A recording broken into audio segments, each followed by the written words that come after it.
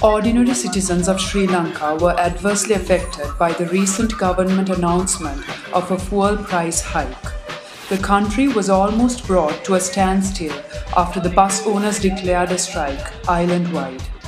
Ceylon Today Online asked a cross-section of bus owners and commuters their views on the increase and its effects.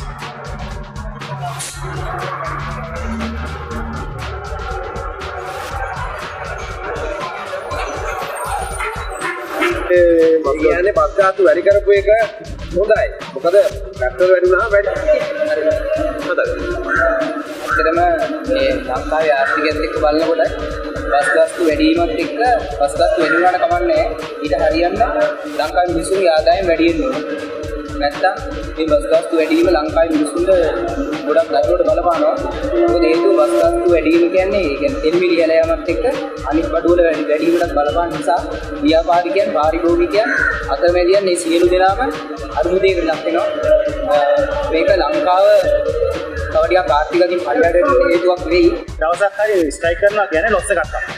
ඒකෙනුත් විඳින්න වෙන්නේ සාමාන්‍ය ජනතාව හැටියට අපිට මතක.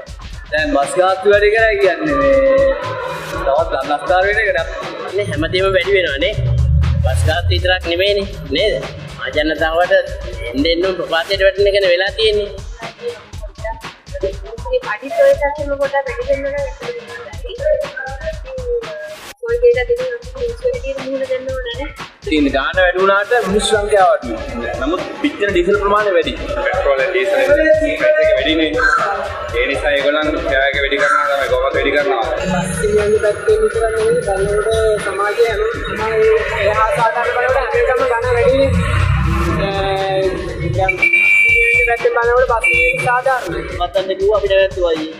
අද දුවන්න කිව්වා අපි කිව්වා. අධිකාරකව වැඩ කරා.